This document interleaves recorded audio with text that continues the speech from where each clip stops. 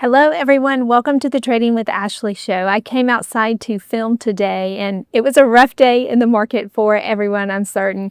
And I saw my sweet little plant, and it was so dry and withered up. And I said, well, that's kind of a metaphor for our portfolios right now. But I want to share with you, there are some things that you can do. Hopefully you had heeded my warning and you started to cash up like a lot of my community members have, because I want you to have cash to be able to get these incredible bargains that started to come our way today. Now, who knows what tomorrow brings, or the next day we could have a little bit more downside. I don't think we're going to have dramatic corrections in the market because we already had such a bitter pill that we swallowed earlier in the year, and we've seen some recovery from that. And I wanted to talk to you about what you can do. So I had made a video the other day, and it was when things were riding high, the best things you could do to start to prepare for moments like this. I'm going to link it at the end of the video because I think a lot of it still applies. But I wanted to talk to you about one particular segment of that video and just give you a few real examples on how you can react and take advantage of a market that may be trending down, albeit just temporarily. And I know we have no crystal ball, but if you follow the market ebbs and flows, typically in the late fall, we usually do pretty good. And so what I wanted to do is show you how you can still take trades during this time, but you might want to consider leapfrogging the most volatile months ahead and going ahead and going to the November or December timeframe. Now, two things happen that help you when you go out further in time when you're selling puts. One, you're able to go down lower in strike, and that will actually help you because it helps make your trade a little bit safer. It's not as quick to get to your strike price when you go further down. And two, it takes less capital to secure the trade, so that will help you. But the other thing it does is you're getting more premium for taking a trade that is longer dated. Now, who wants to see their money tied up for 2 months while this trade works out? Well, you don't have to wait that long. Once the stocks come down, maybe they hit a level of support and then they bounce back up, your trade that is much longer will start to show green. And you can decide at that point when you want to take profit. Once I go a little bit further out on a trade, let's say I've done a trade and it's 4 months out, and then within a month's time, it's already at 50% profit. At that point, I might go ahead and take profit on that, releasing the cash for other trades. So that's something that you may want to consider. Also, there's nothing wrong with just sitting on cash for a little while, and let's see how we operate through September. Do we have that pullback that everyone's expecting? And if so, and you've got the cash, that might be the perfect time to unleash that cash on some leaps or even skips if that's in your trading plan. Now today, we went ahead and nibbled at a few leaps that looked like they were promising within the community, but we didn't deploy all of our available cash. We want to save some so that we can average down, or if we've set a stop loss and we have a deeper correction, we can take what's remaining and go even lower in strike and enjoy that eventual ride up. Now, just a word about leaps. Leaps are a very important part of your trading journey, but you must be careful to ensure that you're looking at profitable companies. That is what is going to help you, especially if we have a little bit more pain to go through in the coming months. So when a stock pulls back to major moving averages, it might be a good time to go ahead and purchase some skips or leaps so that you can enjoy the eventual ride back up. But you don't want to do it on speculative stocks because speculative stocks usually crumble when the pressure's on. There is a time and a place for speculation in your portfolio, but remember, you do not need a lot of money in speculative plays to make a lot of money. So keep that in mind. Now let's go into the computer and I'm going to show you how to leapfrog over where all the drama may be and go to greener pastures of the late fall. Let's start with a stock like Nvda. Nvda is definitely a profitable company, and this would be one that you would not mind doing a longer term play on and watching how it plays out. Worst case scenario when you're selling a put is that you could get put the shares, but we want to choose a strike price that we feel is a fair price to get this stock even later in time. So if you look at the price action today, as of the recording, we are at 175 area. And so we're in the middle of the 3-month Bollinger Band right now. And you can see that the bottom of the band is at about 170. But if we're going to do a trade that's going to go over September when there might be additional pressure on stocks like Nvda, we want to look for other levels of support. So you can look right here at 165. That's a potential level of support, and it also lines up with some candle touches. You see that right here. And you want to kind of pull your cursor down so you can kind of see where the candles are clustering. If you look right here at 152, that seems to be a level of support based on where I see a few candle touches as well.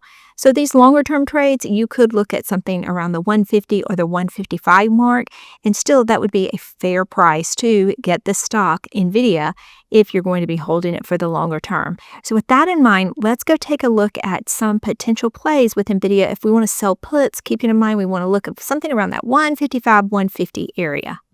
When you get on the chain for Nvda, you want to search for your expiration date. Now, for the purposes of this, I'd like to consider going out to December. So here's where the current price action is right now. It's right there at 175. So if we scroll down, we're going to get to the point that I was comfortable selling a put. So let's look at this. Wow, look at this premium. So if we go with the $155 strike, which looked very reasonable, you're going to receive $765 a share. So that is $765 for taking this trade. Now keep in mind, your money will be tied up in this trade until you decide to take profit. And if you decide to hold it till expiration, then it will be tied up in this trade till December. So you have to consider that. But let's take a look at some of the dynamics right here.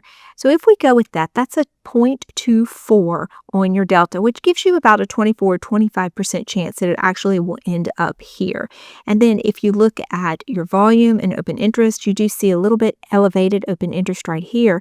But if you go down to the 160, or go up in that case to the 160, you have even more open interest. So if you decided to take a little bit more risk on and go with the 160 strike, you are going to receive almost $1,000 for this trade. And what's kind of exciting about that is if we were comfortable with the 155 mark, 150, you're getting a significant amount of premium here, which really effectively lowers your cost of accumulating the shares. Because if you went with 160 and you received the $9.25 a share, then if you are put the shares at 160, well, you can't forget you received $9.25 when you actually opened the trade. So this wouldn't be a bad option either. In fact, you could stagger your trades. So you could go ahead and do one at 960. Maybe then you could pop down to 155 and even 150. Or you could do that, but you could go out even further in time. That may help you as well with a variety of different strike prices and dates. So that's something to consider on Nvda. Let's go take a look at another stock. Now, Pltr had quite the brutal red day today. We had the biggest sell-off I've seen in quite some time with Pltr. We were looking at almost 10% for the day in a sell-off. So we'll have to see where this ends up settling in.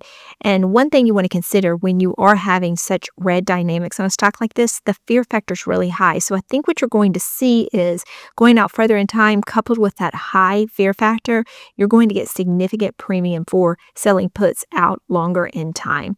So let's look at levels of support before we go any further.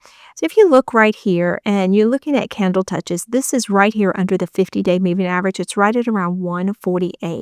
That 50-day moving average is right here at about that 151 mark. So if you go with that, you're looking at about 150. If you go with candle touches, you're looking at under 150. And if you wanted to take even more precautions with this stock, just because it's so volatile right now, you might even consider going down here to this 100-day moving average, which is closer to around the 130 mark. That also aligns nicely with some candle touches that we saw earlier in the year. And so if we keep this in mind, let's go look on the option chain and see what we can get or placing orders in the December timeframe. Here we are in the December timeframe, and you can see there is significant premium for these strike prices. We're currently trading right here at about this 157 mark. And if you go down to the 150 mark, look at that. You're going to get $1,645 to sell a put that does not expire until December. And so if you wanted to take a measure of safety and go down even further to some of those levels that we were looking at earlier, look, you could do the 135 for $10.60 a share. That's over $1,000. Or you could even go down to 130 and accept $910 $10 for these trades. Now, if you get down to 9:30, you're in that 0.2 range with Delta. So if you're really skittish about this stock right now and you want to be even safer, then consider going down even to 120. That puts you well below the 0.2 Delta, and you're still getting really good premium. Look, you're getting $6.42 a share, so that's $642 for putting up $12,000 right now, saying you'd buy Palantir if it gets down to 120 in this December timeframe. Now, once you put on all these different trades, you'll have to watch them for sure. But when you go to your account and you start looking at all of your trades, when you see that these trades are approaching the 50% profit mark, if they're longer dated like this, that's when I like to go ahead and release those funds and look for other opportunities. Let's look at one more crowd favorite. This is Sofi Technologies. Now, Sofi had quite a red day today, but you have to consider that if we do get rate cuts, then businesses like Sofi should do pretty well in the fall. Now let's take a look at the levels of support. So if you look right here, and if we go with the candle touches, we're going to look at something around that $20 level. But then if you wanted to go even further, in case there's continued pressure on this stock, you might want to come down to this next level of support, which is around the $17.50 mark. Going out to December, you can see right here, if we went with 20, that would need $2,000 to put up for this trade, and you would receive $1.70 a share, so $170. And then if you wanted to go something with even more conservative, you could go right here around the $17 mark. Now, the delta on that is very low. It's 0.15. And for this trade, for putting up $1,700, you would receive $78. And then again, you could decide to get out of this early or just hold on to the trade and see if you could actually get assigned. If you got assigned Sofi at $17 at this point, that would be really a blessing in disguise. I hope you can now see how versatile options can be and how you can really trade options in a variety of environments. I wish the best for you. Remember, if you're with me, Trading with Ashley, there is no trader left behind. I had promised you that video to help prepare for a bear market. I'm going to leave that video for you right here.